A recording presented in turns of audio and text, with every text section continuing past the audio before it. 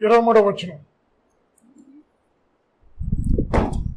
దాని పిల్లలను నిశ్చయముగా చంపెదను, అందువలన అంతరింద్రియములను హృదయములను పరీక్షించువాడును నేనే అని సంఘములన్నీయు తెలుసుకొనును. మరియు మీలో ప్రతివానికి వాని వాని క్రియల చొప్పున ప్రతిఫలము ఇచ్చేదను. చాలు, ప్రార్థన. అత్యంత ప్రేమ, కృప, కనికరం కలిగిన మా తండ్రి, నూతన మాసం మొదటి బైబిల్ స్టడీలో ప్రవేశించు నానా.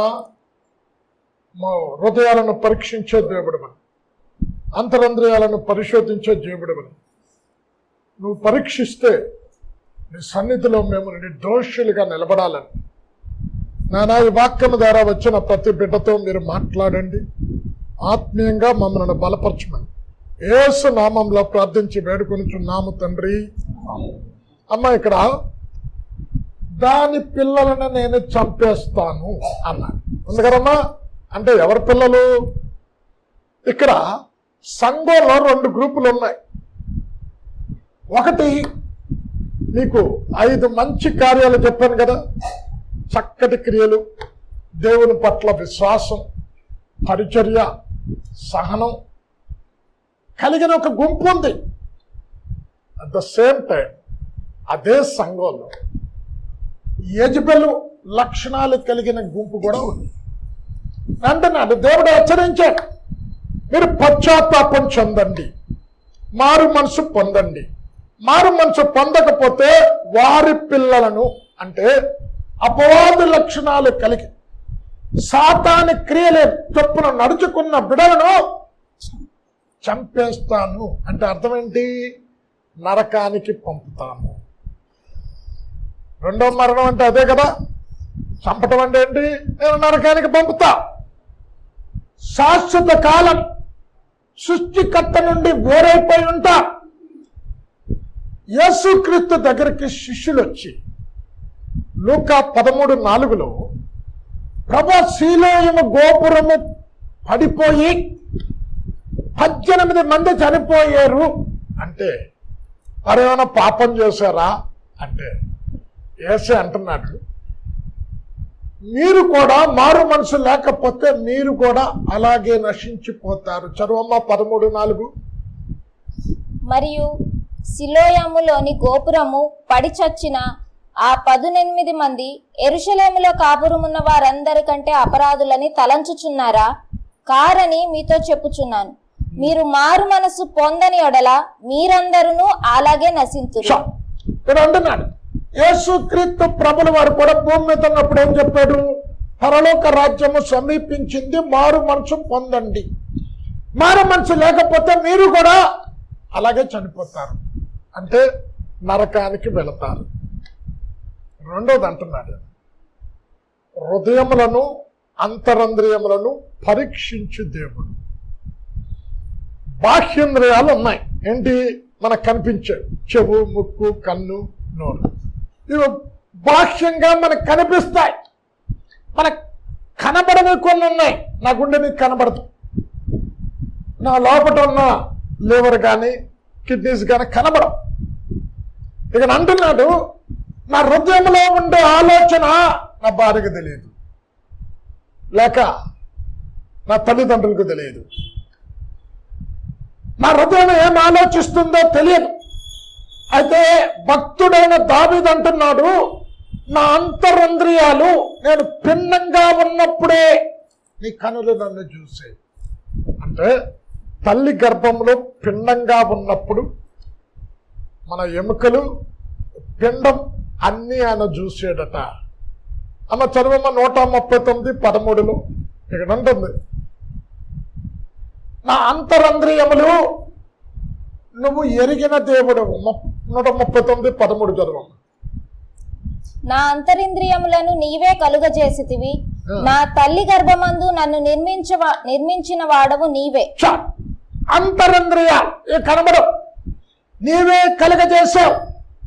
నా తల్లి గర్భంలో నిర్మించిన వాడవు నీవే అంటున్నాడు.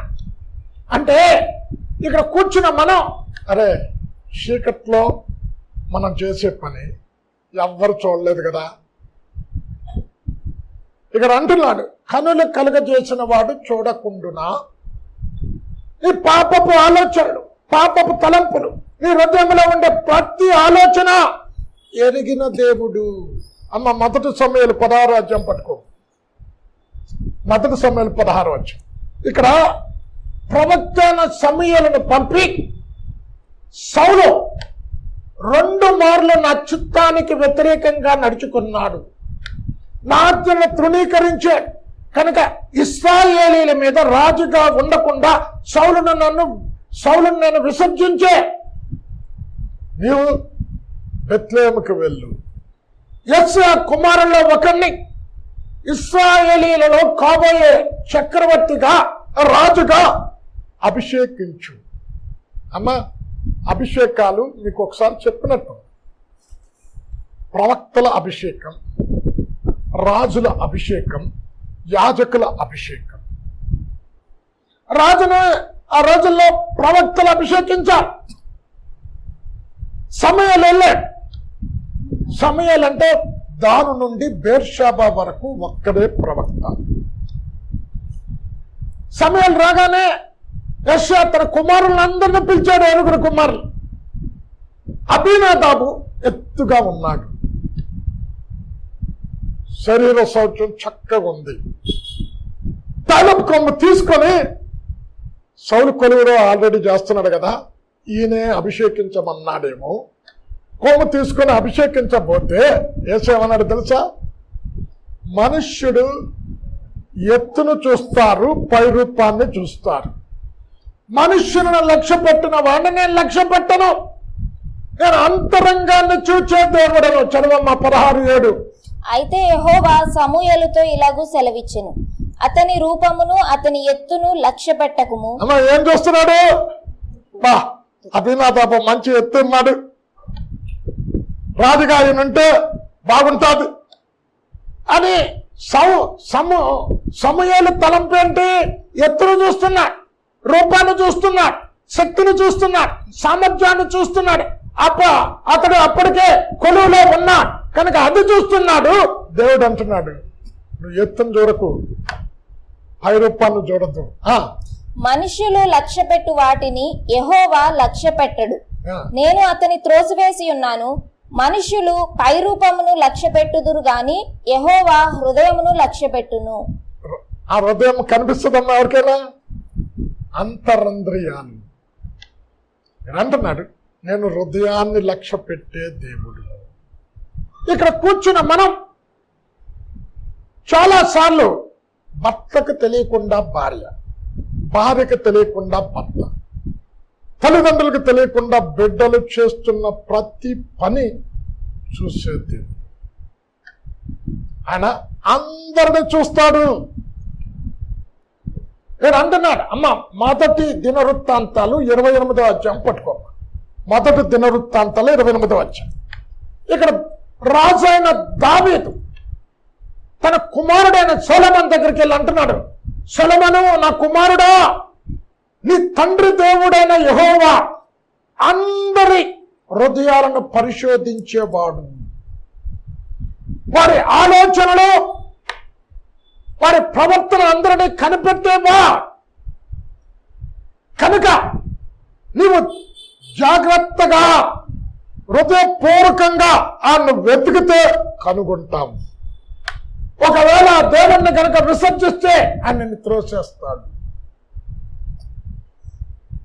దావీదు సింహాసనం మీద కూర్చోబోయే తన కుమారుడైన సొలొమోనుకు చెప్తున్నాడు, నీ దేవుడు నేను ఒక్కనే కాదు, ప్రపంచంలో ఉన్న ప్రతి మనిషిని యొక్క హృదయాన్ని పరిశోధించేది. చదవమ్మ 28:9. సొలొమోనా, నా కుమారుడా, నీ తండ్రి యొక్క దేవుడైన యెహోవా అందరి హృదయములను పరిశోధించు వాడును, ఆలోచనలన్నిటినీ సంకల్పములన్నిటినీ ఎరిగిన వాడునై ఉన్నాడు. ఏంటి కనిపెట్టేవాడే కాదు, ఏం ఆలోచిస్తున్నావు నువ్వు, నీ తలంపులు ఎలాగున్నాయి, ఇవన్నీ కనిపెట్టేవాడు నేను. నా ఆలోచనలు మీరు కనిపెట్టలే, తన కన్న తల్లిదండ్రులు కనిపెట్టలే, నా ప్రక్కన భార్య కనిపెట్టలే. ఇక్కడ అంటున్నాడు, ఆలోచనలన్నిటినీ కనిపెట్టే దేవుడు. నీవు ఆయనను తెలుసుకొని హృదయపూర్వకముగాను మనఃపూర్వకముగాను ఆయనను సేవించుము. ఆయనను వెదకిన ఎడల ఆయన నీకు ప్రత్యక్షమగును. నీవు ఆయనను విసర్జించిన ఎడల ఆయన నిన్ను నిత్యముగా త్రోసివేయును. అమ్మా ఎలా వెతకమన్నాడు? హృదయపూర్వకంగా. అంటే కొంతమంది ఆచార సంబంధమైన భక్తి చేస్తారు, హృదయం దేవునికి దూరంగా ఉంటుంది. దాని గురించి మీరు చదవమన్నా చదవండి, మత్తయి 15:9 ఉంటుంది. ఈ మనుష్యులు పెదవులతో నన్ను ఆరాధిస్తున్నారే కానీ హృదయం నాకు దూరంగా ఉంది. ఈరోజు బైబిల్ స్టడీకి వచ్చినప్పుడు నువ్వు ఎలాంటి ఆలోచనతో వస్తున్నావో అని ఎరిగిన దేవుడు ఇక్కడ అంటున్నాడు. పెదవులతో ఆచరిస్తున్నారు, స్తుతిస్తున్నారు, హృదయం దూరంగా ఉంది. ఇక్కడ అంటున్నాడు, సొలొమోన్ నువ్వు అలాగ వెతకవద్దు. హృదయపూర్వకంగా మనపూర్వకంగా దేవుణ్ణి వెతికితే దేవుణ్ణి నువ్వు కనుగొంటావు. ఆయన నీ యొద్దకు వచ్చి మాట్లాడతాడు, ఆయన నిన్ను నడిపిస్తాడు, నీకు నిత్య రాజ్యాన్ని ఇస్తాడు, భవిష్యత్తుని గురించి తెలియజేస్తాడు. అలాగే ఎవరు ఎతికారు? అమ్మ చదవమన్నవో చదవండి, అలాగే ఉంచు. ఆ మొదటి దినవృత్తాంతాలు అలాగే ఉంచు. యేసుక్రీస్తు ప్రభుల వారు యెరూషలేము పట్టణానికి, యెరికో పట్టణానికి వెళ్ళాడు. విస్తార జనసమూహాన్ని వెంబడిస్తూ ఉంది. అందరిని చూశాడా? అందరింటికి వెళ్ళాడా? యెరికోలో జక్కయ్యను చూశాడు. ఎందుకు? ఆయన చూడాలని ఆశ. హృదయపూర్వకంగా జక్కయ్య ఆయన గురించి విన్నా, ఆయన చేసే అద్భుతాలను విన్నా, ఆయన బోధలు సమాధానాన్ని ఇస్తాయంట, శాంతినిస్తాయంట. ఆయన అడుగు పడితే కుటుంబంలో నెమ్మది, రక్షణ ఇవన్నీ కలుగుతాయంట. హృదయాన్ని చూశాడు దేవుడు. జక్కయ్య ఏమి యేసుని పిలవలే. కరెక్ట్గా మేడి చెట్టు దగ్గరికి వచ్చి జక్కయ్య త్వరగా దిగిరా అన్నాడు. చూడండి, హృదయపూర్వకంగా దేవుణ్ణి గనక నువ్వు వెతికితే ఆయన కనుగొంటాము. ఆయన అంతరంద్రియాలను పరీక్షించే దేవుడు. మీరు సాధు సుందర్ సింగ్ చరిత్ర తెలుసండి? సాధు సుందర్ సింగ్ సిక్కు మత గ్రంథాలు అన్నీ చదివాడు, అనేక గ్రంథాలు చదివే ఎక్కడ కూడా సృష్టికర్తను కనుగొనలేకపోయాడు. ఒకరోజు ప్రార్థన చేస్తున్నాడు. ఈ లోకాన్ని సృష్టించిన సృష్టికర్త ఎవరు? నన్ను సృష్టించిన సృష్టికర్త ఎవరు? ఒకవేళ ఈ రోజే కనుక ఈ లోకాన్ని సృష్టించిన దేవుడు నాకు కనుక కనబడకపోతే ఆత్మహత్య చేసుకుంటా, రైలు కింద పడి చచ్చిపోతా. అమ్మ చదివారు ఎవరన్నది?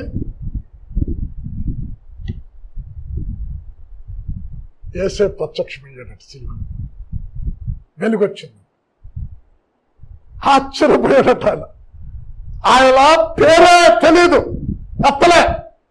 ఎందుకంటే హిందూ మత గ్రంథాలు అన్ని చదివాడు,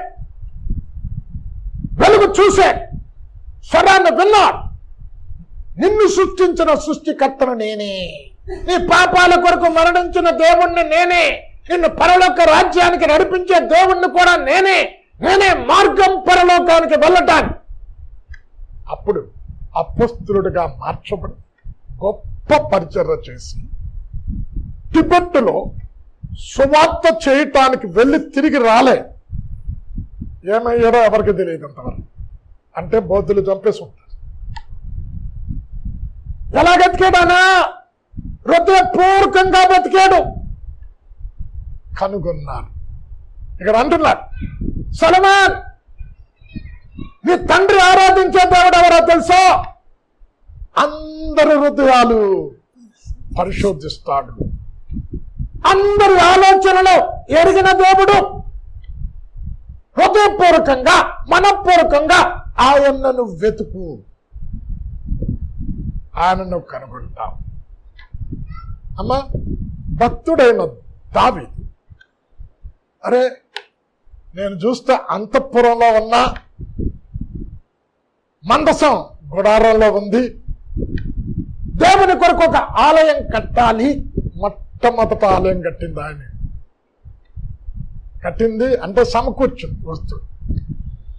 ప్రవక్త అయిన నాతాను ద్వారా నువ్వు కట్టద్దు, నువ్వు చాలా యుద్ధాలు చేసావు, నీ చేతులు రక్తంతో నింపబడ్డావు, నీ కుమారుడైన సొలొమోను కడతాడు అని చెప్పి మందిరానికి అవసరమైన ప్రతి బంగారు, వెండి, విలువైనటువంటి వస్తువులన్నీ కూడా సమకూర్చాడు.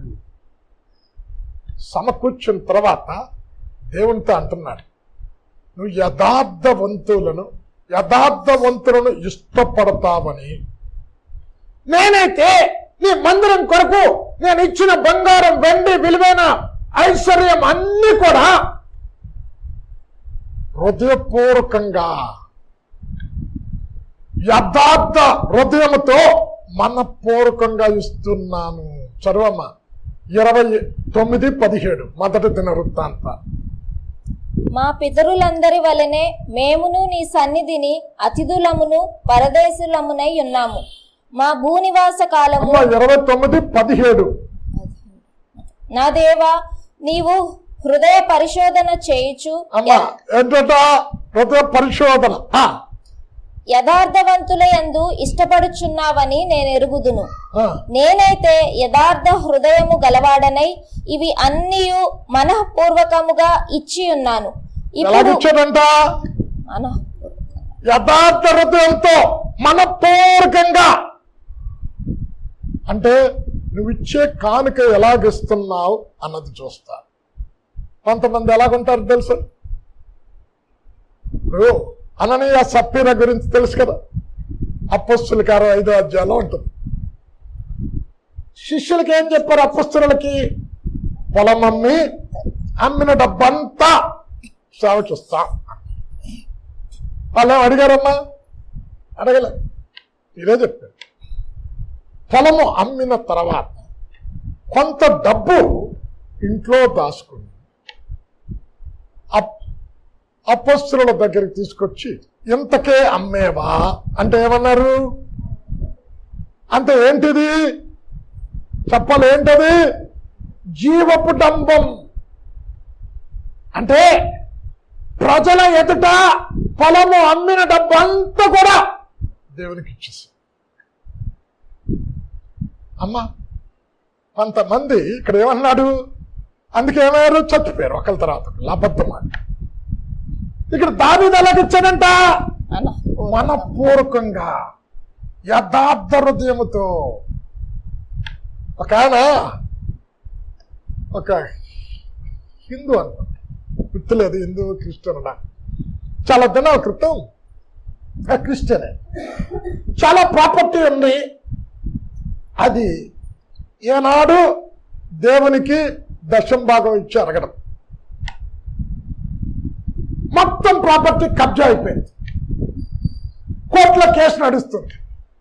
నా దగ్గరికి వచ్చి, పాస్టర్ గారు మీ సంఘంలో ప్రార్థన చేయించండి, మీరు ప్రార్థన చేయండి, ఒకవేళ ఆ ప్రాపర్టీ తిరిగి నాకు వస్తే అప్పుడు దశం భాగం దేవునికి ఇస్తారు. మా దేవునికి ఏంటి చెప్పండి, ఏంటిది? లంచం ఇస్తున్నట్టు. కొంతమంది ఇలాగే ఉంటారు. ప్రభువా 1000 రూపాయలు వస్తా, 10,000 ఇస్తావా? అమ్మా, నువ్వు ఎలాంటి హృదయంతో ఇస్తున్నావు? అననీయ ఇచ్చారు, కానీ చదవండి అది. కొంతమంది ఎలాగుంటారు? కీర్తన 49:13.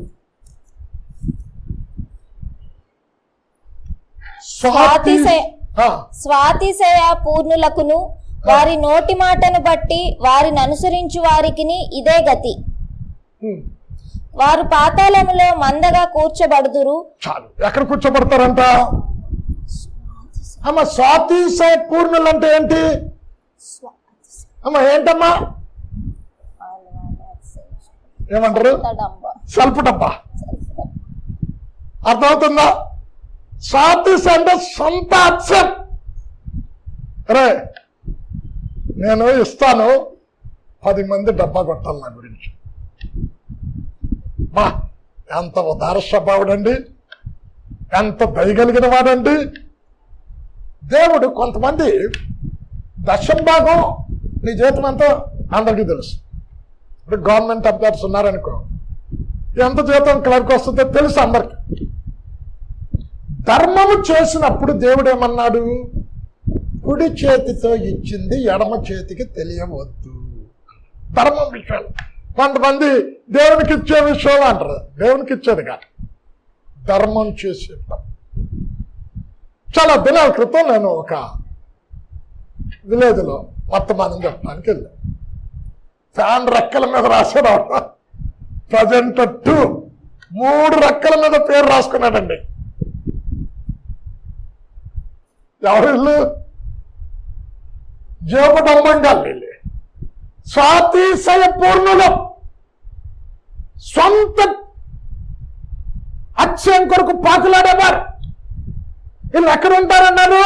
పాతాళములో ఉంటారు. అననీయ సభ్యులనేమి అడగలే దేవుడు, అపోస్తుల్లో అడగలే, తనకు తానుగా అందరు ఎదుట చెప్పారు, మేము కూడా ఇస్తాం. అంటే ఏంటి? అందరూ విని ఎంత దాతృత్వం కలిగిన వాడు, ఎంత విశాల హృదయం కలిగిన వాడు అందరూ పొగడాలి. కానీ ఇచ్చేటప్పుడు కొంత దాసం. ఇక్కడ అంటున్నాడు, మనపూర్వకంగా నేను ఇచ్చాను. మన దేవుడు మన ఆలోచనలు ఎరిగిన దేవుడు. మనకు తెలుసు కదా, అది 139 కీర్తన మొదటి 4 వచనాల్లో ఉంటది. నేను కూర్చుండుట లేచుట నీకు తెలియదు, నా నడక పడక నీకు తెలియదు, నా నోటి నుంచి మాట రాక మునిపే ఏం మాట్లాడతావో తెలుసు. అమ్మ మత్తయి 22 పట్టుకో. మత్తయి 22. శాస్త్రులు పరిచయులు ధర్మశాస్త్రోపదేశకులు యేసు దగ్గరికి వెళ్ళే, ఎందుకు? ఆయన మీద నేరం మోపాలి. ఏమని? బాబును బోధకుడివి, సత్యమును ఉన్నది ఉన్నట్టు చెప్తున్నా, ముఖమాటము లేని వాడవి, కైసరికి పన్ను ఇవ్వాలా లేదా చెప్పు. ఇప్పుడు పన్ను ఇవ్వకూడదంటే ఏంటి? గవర్నమెంట్కి వ్యతిరేకంగా అయినా చెప్తున్నాడు, ఇన్ని రాళ్లతో కొట్టాలి. యేసయ్య హృదయం ఎరిగిన దేవుడు ఏమన్నాడు తెలుసా? ఆ రోకం తీసుకురండి. రోకం అంటే ఏంటమ్మా? డబ్బులు. దీని పై రూపం ఎవరిది? కైసర్. కైసర్కి ఇవ్వండి, దేవుంది దేవునికి ఇవ్వండి. దేవుంది అంటే నీ రూపం ఎవరిది? ఎవరి రూపంలో? తన స్వరూపంలో తన పోలికలా దేవుడు మన సృష్టించే. ఈ డబ్బు కైసరిది, కైసరికి చెల్లించు. అయితే నీలో నా ఆత్మ ఉంది, జీవాత్మను ఊదే, నిన్ను సృష్టించిన సృష్టికర్తను, నీ రూపం నా రూపం నీలో ఉంది, నీ హృదయాన్ని నాకు ఇవ్వాలి. సర్వం 22:15. మత్తయి 22. అప్పుడు పరిసయ్యులు వెళ్లి మాటలలో ఆయనను చిక్కుపరచవలెనని ఆలోచన చేయుచు, బోధకుడా, నీవు సత్యవంతుడవై ఉండి దేవుని మార్గము సత్యముగా బోధించుచున్నావనియు, నీవు ఎవనిని లక్ష్య పెట్టవనియు మోమాటము లేనివాడవనియు ఎరుగుదుము. నీకేమి తోచుచున్నది? కైసరుకు పన్నిచ్చుట న్యాయమా కాదా? మాతో చెప్పుమని అడుగుటకు హేరోదీయులతో. సమయం లేదు కదా, రాత్రి చదువుకోండి. 22 వరకు ఉంటుంది. ఏమంటాడు? ఇప్పుడు చెప్పాను కదా, అదే అంటే ఆలోచన ఎరిగిన దేవుడు. అమ్మ యోహాను సువార్త 2వ అధ్యాయం పట్టుకోమ్మ. ఇక్కడ యేసుక్రీస్తు ప్రభుల వారు మొట్టమొదట అద్భుతం చేశారు. సూచక ఏంటి మొట్టమొదటి చేసింది? నీళ్లను ద్రాక్షారసంగా మార్చడం. ఆ సూచక క్రియ చూసి అనేకులు యేసును వెంబడిస్తున్నారు. అయితే వారు హృదయాన్ని ఎరిగిన దేవుడు గనక తన్ను వశపరుచుకోలేదు. ఎందుకు వశపరుచుకోలేదు? వారు ఎందుకు వెళ్తున్నారు? అద్భుతం కొరకు, సూచక క్రియ కొరకు. అందుకు వశపరుచుకొనలేదు. అమ్మ 2:24 యోహాను సువార్త. అయితే యేసు అందరినీ ఎరిగినవాడు గనుక ఆయన తన్ను వారు వశము చేసుకొనలేదు. ఏమన్నాడమ్మా? తన వశం చేసుకోలే. అంటే ఎందుకు వెంబడిస్తున్నారు? కొంతమంది ఉంటారు చూడండి, స్నేహితుల దగ్గర బాగా డబ్బు ఉందనుకో వెనక ఆతలు పడతారు. అంటే ఏదో ఆశించి, ప్రేమించి కాదు. ఇక్కడ యేసును ప్రేమించి కాదు. ఈయన అద్భుతాలు చేసే దేవుడు, ఆశ్చర్యకార్యాలు చేసే దేవుడు. ఈయనతో ఉంటే శరీరంలో బలహీనతలు ఏమైనా ఉంటే స్వస్థత వస్తుంది. తినటానికి తిండి లేదనుకో 5 రొట్టెలు 2 చేపలు ఆశీర్వదిస్తాడు, భోజనం పెడతాడు. భోజనం ఉంటుంది, అద్భుతాలు ఉంటాయి. హృదయాన్ని ఎరిగిన దేవుడు కనుక ఏమంటారా? వశపరుచుకోలేదు. అమ్మ అపోస్తుల కార్యం 8వ అధ్యాయం పక్కన ఇక్కడ పేతురు గారు, యోహాను గారు నెత్తి మీద చేతులు ఉంచితే పరిశుద్ధాత్మ దిగింది. ఇప్పుడు సీమోను గారడేవాడు, నాకు కూడా వరం ఇయ్యు అని డబ్బు పట్టుకొని వచ్చి ద్రవ్యాన్ని పేతురు దగ్గర పెట్టాడు. ఆ పేతురు మళ్ళాంటి మనిషే. అయితే తన హృదయము చెడిపోయినదని ఎలా గుర్తెరిగాడు? పేతురు ఎవరమ్మా? అపొస్తలుల కార్యం 2వ అధ్యాయంలో ఏమైంది? ఆత్మచేత నింపబడ్డాడు. పరిశుద్ధాత్మ చేత నింపబడిన పేతురు, అతని హృదయం దేవుని దృష్టిలో సరైనది కాదు గుర్తెరిగాడు. అపొస్తలుల కార్యం 8:21. నీ హృదయము దేవుని ఎదుట సరి అయినది కాదు గనుక ఈ కార్యమందు నీకు పాలు పంపులు లేవు. చాలు. కొందరికి దేవుడు ఆ జ్ఞానం ఇస్తాడు. మా మిస్సెస్ అబ్బో ఇలా చూసి, పైనుంచి కిందకి చూసి, నడక చూసి, మాటలు చూసి, ఈడు ఇలాంటోడు. దేవుడు కొందరికి ఆ జ్ఞానం ఇస్తాడండి. ఉందా బైబిల్లో? అమ్మా 9 కృపావరాలు లేవా బైబిల్లో? అందులో ఏంటి? ఆత్మల వివేచన వరం. అంటే ఏంటి? అతని అంతరంగం ఎలాంటిది, అతని హృదయం ఎలాంటిది, అతని ఆలోచనలు ఎలాంటివి, అతని తలంపులు ఎలాంటివి, అతని హృదయం దేవుని దృష్టిలో సరైనదేనా? పేతురు గారు ఎలాగా ఆత్మ పొందుకున్నాడు కదా. అంటే ఆత్మ పొందుకున్నవాడికి ఉంటుందండి, అందరికి ఉండదు వరం. దేవుడు ఇస్తాడు కొంత. ఇక్కడ అంటున్నాడు అంతరంద్రియాలను పరిశోధించే దేవుడు. మన ఆలోచనలు, మన తలంపులు పరిశోధించే దేవుడు. అందుకనే దావీదు అంటాడు, ప్రభువా నా హృదయాన్ని పరిశీలించు, నా అంతరంద్రియాలను పరీక్షించి నీలో నీకు అయిష్టమైనది ఏదైనా ఉన్నదేమో చూడు. 26 కీర్తన 2 చదవమ్మా.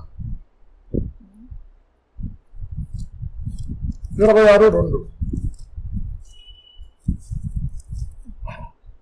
యెహోవా నన్ను పరిశీలించుము, నన్ను పరీక్షించుము, నా అంతరింద్రియములను నా హృదయమును పరిశోధించుము.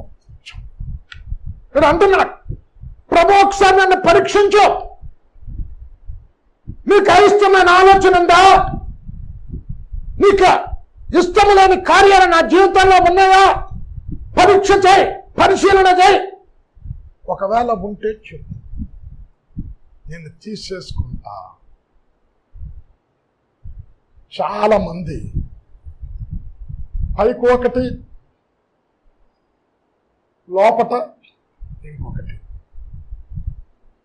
అమ్మా నువ్వు నీ భార్యను మోసం చేయొచ్చు, భర్తను మోసం చేయొచ్చు, తల్లిదండ్రులను మోసం చేయొచ్చు.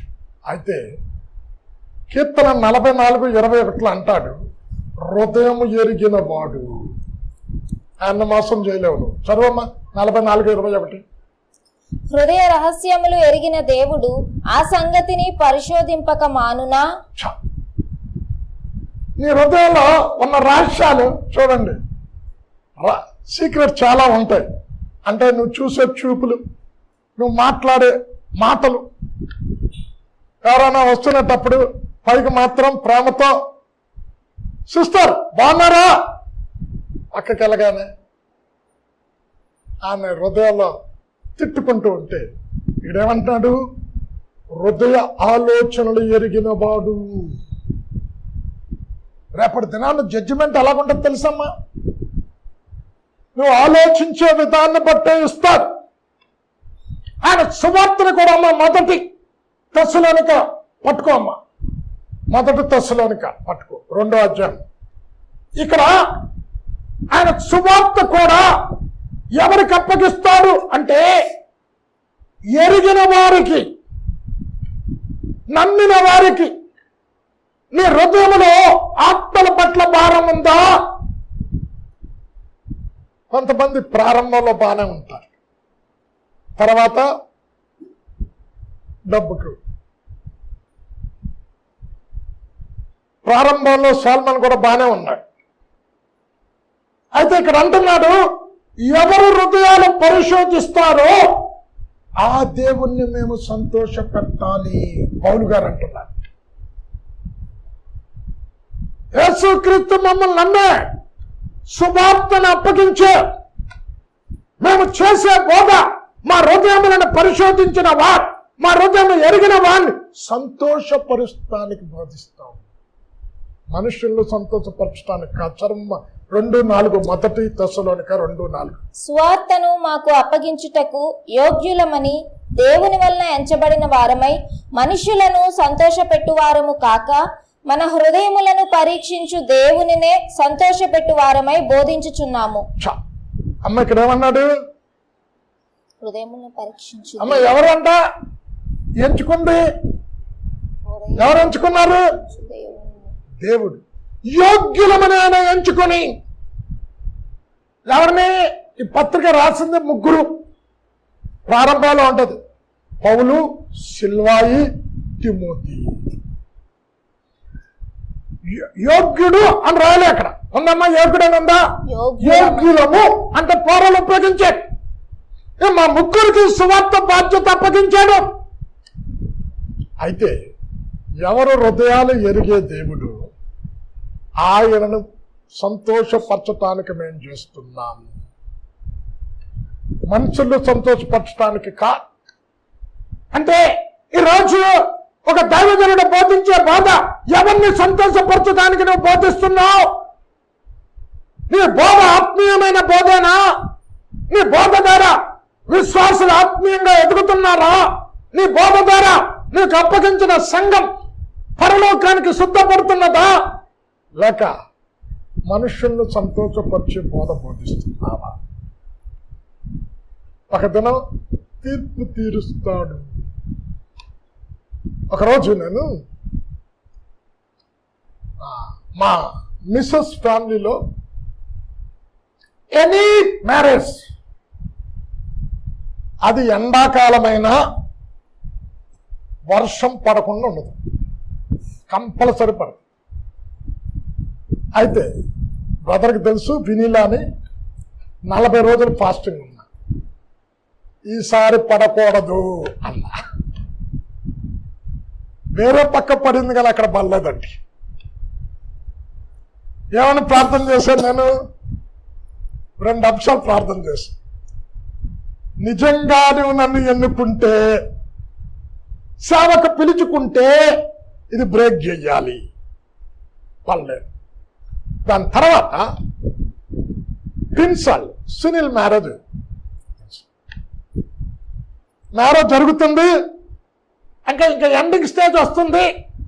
సెక్రటరీ, సంఘ సెక్రటరీ అంటున్నాడు, అరే నాన్న ఫ్యామిలీలో వర్షం ఆనవాయితీ, అదిగో ఉరుము పడుతుంది, పెద్ద గాళ్ళు వస్తున్నాయి, వర్షం పడుతుంది అన్నట్టు.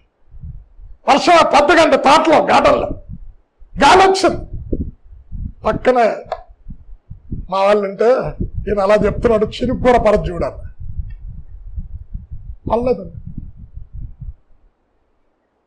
ఏమన్నాడు అక్కడ? ఎవరు యోగ్యులనని నేను ఎంచుకుంటానో, ఎవరు నన్ను సంతోషపరుస్తారో, ఎవరు నేను అప్పగించిన బాధ్యత నమ్మకంగా చేస్తారో, ఎవరు దేవుణ్ణి గణపరుస్తారో వారిని హృదయాన్ని ఎరిగిన దేవుణ్ణి కనుక వారి ప్రార్థన వింటాడు. అమ్మ 2 అద్భుతాలండి. మీరు ఎప్పుడైనా బ్రదర్ వస్తూ చెప్తారు సాక్ష్యం, వినండి, వాళ్ళు నోటుకుంటాను. కనుక ఇక్కడ కూర్చున్న మనందరికీ మన చేసిన క్రియలను బట్టి, ఆలోచనల బట్టి తీర్పు తీరుస్తాడు. చదవమ్మా, ఇర్మియా 17:10.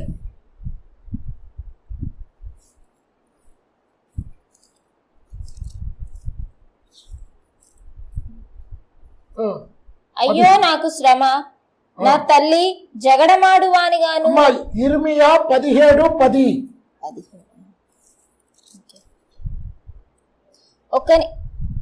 ఒకని ప్రవర్తనను బట్టి వాని క్రియల ఫలము చొప్పున ప్రతీకారము చేయుటకు యెహోవా అను నేను హృదయమును పరిశోధించువాడను, అంతరింద్రియములను పరీక్షించువాడను. అమ్మ ఇక్కడ ఏమన్నాడు చెప్పాలి? నీ ప్రవర్తన బట్టి ఫలమిస్తాడు, ప్రతిఫలం. ఎలాగా? హృదయాలను పరీక్షించేవాడు అంటే ఇక్కడ సక్రియను చేస్తే, అమ్మ రోమిల్ రాసిన పత్రిక 2వ అధ్యాయంకి వెళ్ళిపో. సక్రియ చేస్తే, మంచి పనులు చేస్తే, అక్షయతను వెతికితే నిత్య రాజ్యాన్ని ఇస్తాడు. ఫలం అన్నాడు కదా, ప్రతి వానికి వాని క్రియల చొప్పున ప్రవర్తనను బట్టి అంతరంద్రియాలను హృదయాలను పరీక్షించి ప్రతిఫలం ఇస్తాను. ఇక్కడ నీవు మంచి క్రియలు చేసి యథార్థ హృదయముతో ఉండి అక్షయతను వెతికితే నిత్య రాజ్యాన్ని ఇస్తాడు. దుష్క్రియలు చేస్తే నరకానికి పంపుతాడు. చదవమ్మ రోమిల్ రాసిన పత్రిక 2:6-7. ఆయన ప్రతి వానికి వాని క్రియల చొప్పున ప్రతిఫలం ఇచ్చును. అమ్మా ఏమన్నాడు? ప్రతి వానికి. ఇప్పుడు ఉద్యోగం చేస్తూ అందరికీ ఒకే జీతం ఉంటుందండి. ఇంజనీరింగ్ జీతం వేరు, డిగ్రీ చదివినోడు జీతం వేరు, ఇంటర్మీడియట్ క్వాలిఫికేషన్ ఉన్నాడు జీతం వేరు. అంటున్నాడు ప్రతి వానికి వాని క్రియల చొప్పున. అంటే నువ్వు చేసే పని, ఆ పనిలో ఉండే నిపుణత, ఆ పనిలో ఉండే సామర్థ్యతను బట్టి చదవమ్మ, కంటిన్యూ చేయి. సత్క్రియను ఓపికగా చేయుచు మహిమను ఘనతను అక్షయతను వెదుకు వారికి నిత్య జీవము నిచ్చును. అమ్మా ఎవరికి ఇస్తాడంట? నీ హృదయంలో ప్రభువా, అక్షయత అంటే, క్షయత అంటే నాశనం అయిపోయేది, అక్షయత అంటే నాశనము కానిది. ఏంటి? నీ శరీరము నాశనం అయిపోయేది. ఈరోజు ఉన్న శరీరం రేపు ఉంటుందా? ఇప్పుడు ఈరోజు సురేష్ ఎలియాజు పరిగెత్తమంటే ఫాస్ట్గా పరిగెడతారు. ఒక 20 సంవత్సరాల తర్వాత ఇదే స్పీడ్ పరిగెడతారా? అయిపోయాయి. అంటే ఏంటి? నశించిపోయే శరీరం. అక్షేత్రను ప్రేమిస్తే ఆయన హృదయాన్ని ఎరిగిన దేవుడు నిత్య జీవాన్ని ఇస్తాడు. దుష్క్రియలు చేస్తే ఏమన్నాడు? నరకానికి. ప్రతి వానికి హృదయాన్ని పరీక్షించి వారి ఆలోచనల చెప్పున, హృదయ తలంపుల చెప్పున ప్రతిఫలం ఇస్తాను. అమ్మ ఇర్మియా 32:19. ఆలోచన విషయంలో నీవే గొప్పవాడవు, క్రియలు జరిగించు విషయంలో శక్తి సంపన్నుడవు. వారి ప్రవర్తనలను బట్టియు వారి క్రియాఫలమును బట్టియు అందరికీ ప్రతిఫలమిచ్చుటకై నరపుత్రుల మార్గములన్నిటినీ నీవు కన్నులారా చూచుచున్నావు. అమ్మ ఇక్కడ ఏమన్నాడు? 17:10 ఏమన్నాడు? నీ హృదయాన్ని పరిశోధిస్తా, పరీక్షిస్తా, పరిశీలన చేసి చూస్తా, చూసి ఏమంటున్నాడు? ఫలాన్నిస్తా. ఇక్కడ ఏమన్నాడు తెలుసా? అందరి ప్రవర్తన, బాహ్య ప్రవర్తన వేరు, అంతరంగ ప్రవర్తన వేరు. మీకు అర్థం కావట. ఇప్పుడు సామల రాజన్న, అరే ఈ కార్పెట్ బాగాలేదు, మీ దగ్గర కూర్చున్నది అంతా అయిపోగానే ఫుల్ వాక్యూమ్ క్లీనర్ పెట్టి పూర్తి క్లీన్ చేయండి అని సురేష్కి ఎలియాదర్ చెప్పాడు. లోపల వాళ్ళు నాకే చెప్తున్నాడేంటి మనిషి, ఎంతమంది ఉంటే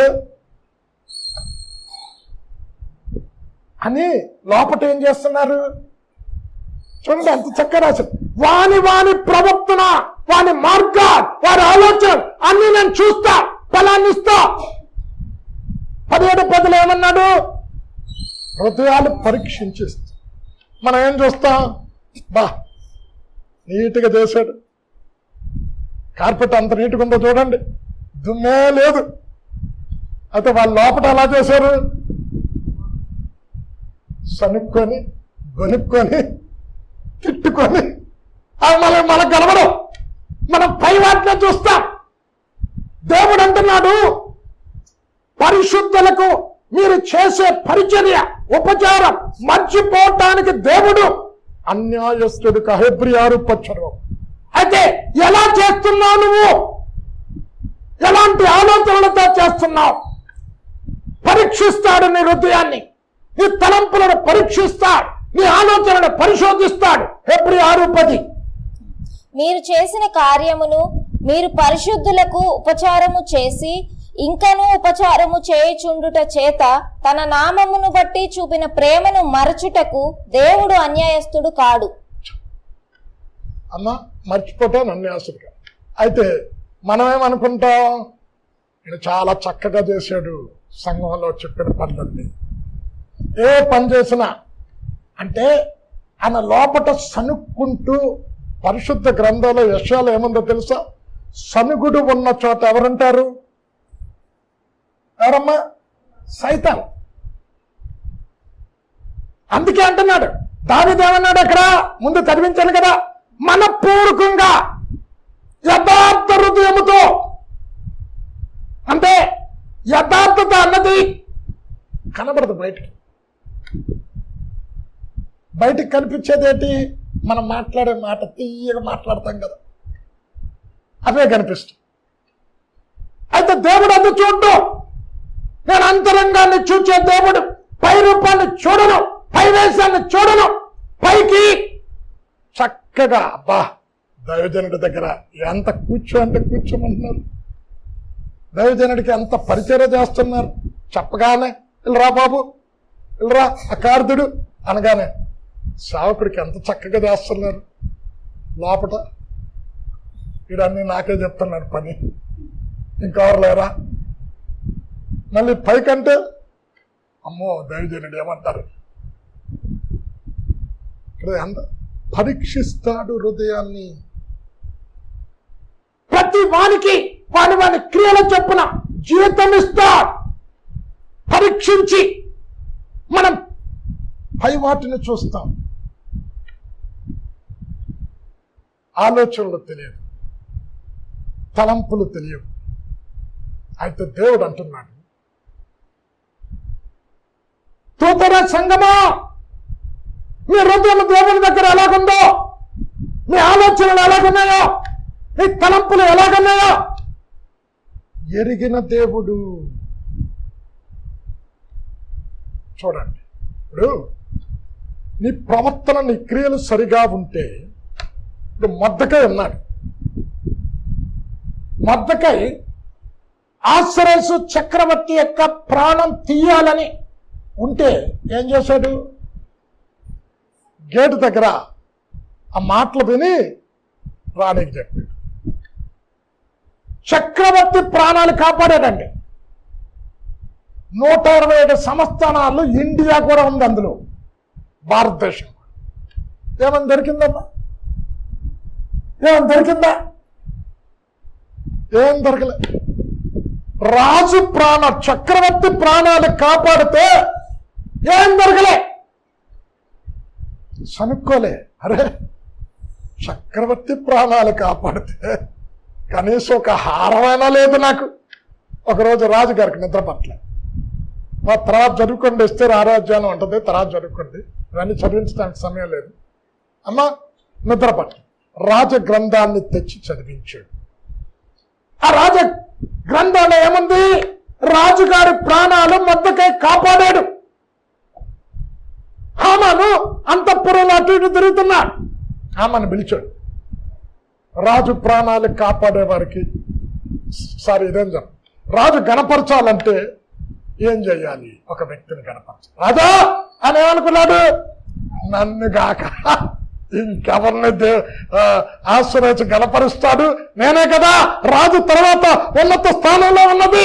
అబ్బా గొప్ప ఆధిక్యత నాకు వచ్చింది. రాజా నువ్వు వేసుకున్న బట్టలు వేసుకోవాలి, నువ్వు ఎక్కిన గుర్రం ఎక్కాలి, నీ నెత్తి మీద ఉన్న కిరీటాన్ని మీద పెట్టాలి. ఈ రాజ్యంలో ఇంపార్టెంట్ వ్యక్తి అంతఃపురం అంతా ఊరేగించి తీసుకెళ్ళాలి. ఏమన్నాడు? చేసి ఇవన్నీ మా బిడ్డకి అన్నాడు. అమ్మ ఇక్కడ ఏమన్నాడు చూసారా? ఏమన్నాడు? ఇప్పుడు మూలవాక్యం ఏంటి? నీ ప్రవర్తన, నీ మార్గాలు అన్నీ చూస్తాడు. ఒకవేళ రాజు దగ్గర నీకు బహుమానం రాకపోవచ్చు,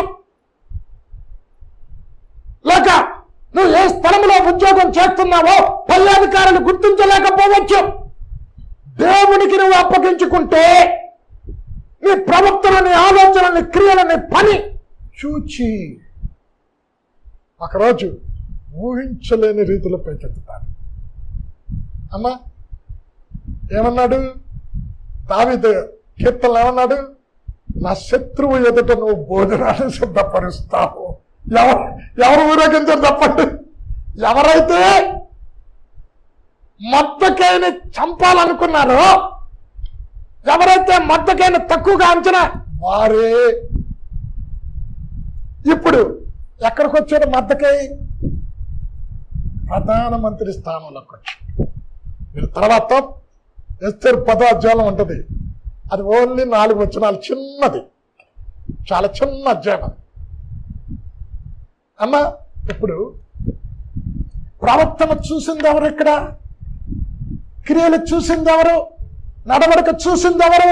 ఇక్కడ అంటున్నాడు నీ అంతరంద్రియాలను, నీ ఆలోచనలను నేను పరీక్షిస్తా.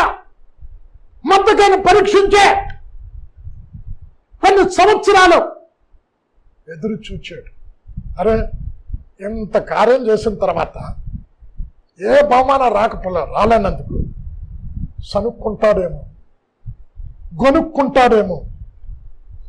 కొన్నిసార్లు మనం అంటాం, ప్రభువా ఎంత కష్టపడి పని చేస్తున్నాం, సంఘంలో ప్రతి పని మేమే చేస్తున్నాం, గుర్తింపే లేదు మాకు. అమ్మా మనుషులు గుర్తిస్తే నీకు కలిగే ఘనత కొద్దిగానే, దేవుడు కనుక నిన్ను గుర్తిస్తే అమాంతంగా నిన్ను పైకి లేపుతా. అయితే మొద్దకై అయ్యో నాకేమీ బహుమానం దొరకలే, నాకే ఘనత దొరకలే, ఇంత గొప్ప కార్యం జరిగిన తర్వాత కూడా ఇలాగే ఉన్నా గేట్ కీపర్ గాను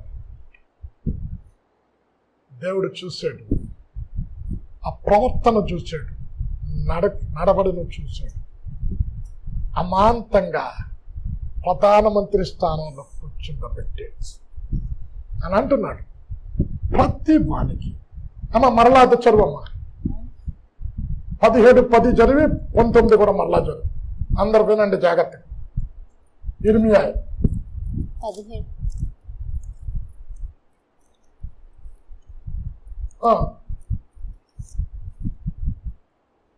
ఒకని ప్రవర్తనను బట్టి వాని క్రియల ఫలము చొప్పున ప్రతీకారము చేయుటకు యెహోవా అను నేను హృదయమును పరిశోధించువాడను. ఎలాగిస్తాడంట ఫలం? వాని క్రియాఫలము చొప్పున. ఎందుకు 2 చదివించాను? హృదయాలు పరీక్షించేస్తాడు ఫలం. మనం పైవాటం చూస్తాం, బాగా చేశాడు ఇటు పని, లోపల అంత తిట్టుకున్నాడు ఆ పని చెప్పినప్పుడు అది చూడం. ఇవన్నీ ఆయన చూస్తాడు, హృదయాలు పరీక్షించి. అందుకే దావీదు అన్నాడు ఏమని, నేను మామూలుగా ఇవ్వలేదు, యథార్థ హృదయంతో ఇచ్చాను, మనపూర్వకంగా చేశాను. సల్మాన్ కూడా ఇదే చెప్తున్నాడు, ఆయన నరులందరి హృదయాలను పరీక్షిస్తాడు, నరుల యొక్క ఆలోచనలన్నింటినీ కూడా పరీక్షిస్తాడు, పరిశీలన చేసి చూస్తాడు. కనుక ఆయన వెతికే విషయంలో అంతరంగం జాగ్రత్తగా ఉండాలి, నీ హృదయం పరిశుద్ధంగా ఉండాలి, నీ ఆలోచనలు పరిశుద్ధంగా ఉండాలి, నీ తలంపులు పరిశుద్ధంగా ఉండాలి. దానిని బట్టి ఆయన ఫలమిస్తాడు. చదవమ్మ అప్పుడు 32:19 ఇర్మియా. ఆలోచన విషయంలో నీవే గొప్పవాడవు, క్రియలు జరిగించు విషయంలో శక్తి సంపన్నుడవు. వారి ప్రవర్తనలను బట్టి వారి క్రియా ఫలమును బట్టి అందరికీ ప్రతిఫలం ఇచ్చుటకై నరపుత్రుల మార్గములన్నిటినీ నీవు కన్నులారా చూచుచున్నావు. మొట్టమొదటి ఆలోచనల బట్టి నువ్వు గొప్పవాడవు. ఒక సిస్టర్తో మాట్లాడుతున్నప్పుడు ప్రైజ్ లార్డ్ సిస్టర్ అని నేను అనొచ్చు. నేను ఎలాగ ఆలోచిస్తున్నా, ఆ సిస్టర్ని ఎలాంటి చూపుతో చూస్తున్నా, నువ్వు మాట్లాడే మాట ఇవన్నీ వింటాడు, దానిని బట్టి ఫలాన్ని ఇస్తాడు. ఇక్కడ అంటున్నాడు, పోతారా సంగమా, వారి బిడ్డలను నేను చంపుతా, యజబెలు ప్రవక్తల విడిచిపెట్టకుండా, మారు మనసు పొందకుండా హెచ్చరించినా, తప్పు చూపెట్టినా ఆ తప్పును తీసుకొని నేను బిడవను నరకానికి పంపుతా. నీ హృదయాన్ని పరీక్షిస్తా, అంతరంద్రియాలను పరిశీలన చేసి చూస్తా.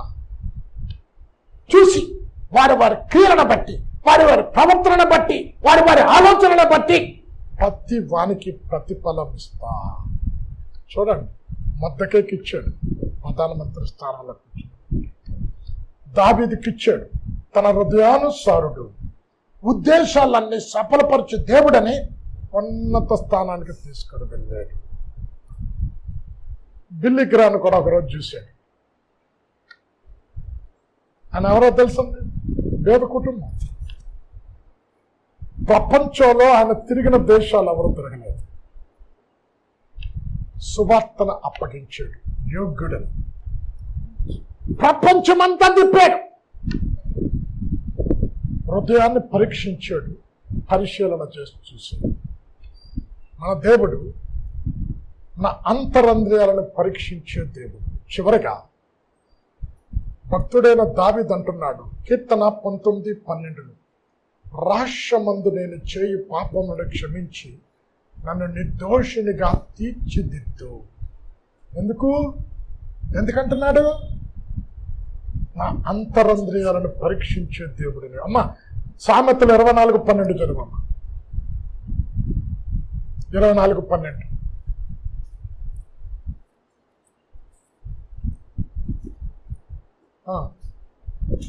ఈ సంగతి మాకు తెలియదని నీవనుకొనిన ఎడల హృదయములను శోధించువాడు నీ మాటను గ్రహించును కదా. అమ్మ ఏమన్నాడు? నీ మాట కూడా గ్రహిస్తాడు దావీదు. అందుకనే ప్రభువా నా అంతరంద్రియాలను పరీక్ష చేసి చూడు, నీకు ఆస్కరమైనది ఏదనంటే తీసే, యథార్థ హృదయం కలిగి నీ సన్నిధిలో నేను ఉండేటట్టు కృప చూపించు. ఈరోజు నీ అంతరంగం పరిశుద్ధంగా ఉంటే, నీ హృదయ ఆలోచనలు ఆయనకిష్టులుగా ఉంటే, హృదయంలో ఒకటి బయట ఒకటి మాట్లాడితే అదేంటో అని ఏమంటారు చెప్పండి? ఏంటది? కపటం. అందుకే దేవుడు ఏమన్నాడు? పాము వలె వేకము, పావురము వలె నిష్కపటం. ఎందుకు పావురాన్ని పోల్చాడు? కపటము లేని దానికి. ప్రతి పక్షికి చేదు ఉంటుంది. ఇప్పుడు కోడి కోసుకున్నాం అనుకో, కోడిలో చేదు ఉంటుంది. ఆ చేదు కనుక తీసిపోతే చేదు కట్ట కూర అంతా చేదు అయిపోతుంది. పావురాన్ని తినాలనుకుంటే ఎక్కడ చేదు ఉండదు.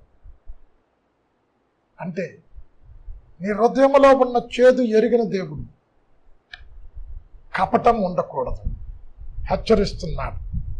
నీ హృదయం, నీ అంతరింద్రియాలు జాగ్రత్తగా ఉంచుకో. నేను నిన్ను పరీక్షించి చూసినప్పుడు నిర్దోషిగా కనబడాలి. నీ తలంపుల ఆలోచనలు నాకు ఆయాసకరంగా ఉండకూడదు. అప్పుడు నేను ప్రతిఫలం ఇచ్చి, బహుమానం ఇచ్చి, పరలోకంలోనే కాదు బహుమానం, కిరీటం కూడా ఇస్తాను. ప్రార్థన చేసుకో. అత్యంత ప్రేమ, కృప, కనికరం కలిగిన మా తండ్రి, ఈ సాయంకాల సమయం నువ్వు పరీక్షించే దేవుడు, మా ఆలోచనలు, తలంపులు సమస్తం ఎరిగిన దేవుడు. ఈ లోకంలో మా అంతరంద్రియాలు ఎవ్వరు తెలుసుకోకపోయినా సృష్టించిన వాడము నీకు మరుగైందేదీ లేదు కనుక ఒక దినము తేటగా బయలుపరుస్తాం. ఈ సన్నిధిలో మేము నిందారహితంగా జీవించుటకు కృప దయచేయి. నిన్న వాక్యం దుష్టుడు ఎత్తుకొని పోకుండా ప్రతి వారు పరీక్షించి చూసినప్పుడు ఈ సన్నిధిలో నిందారహితులుగా ఉండే కృపను దయచేద్దాం. యేసు నామంలో ప్రార్థించి వేడుకొనుచున్నాము తండ్రి. ఆమేన్.